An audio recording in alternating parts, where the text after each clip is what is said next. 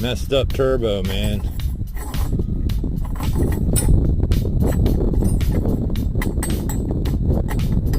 Look at that. That bearing shot.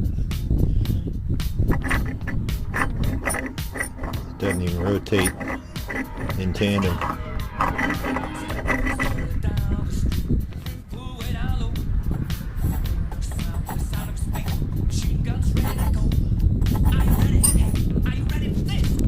Rotate it from back here.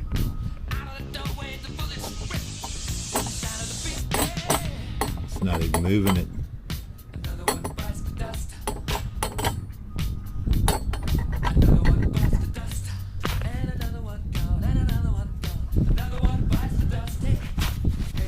That is a bad turbo.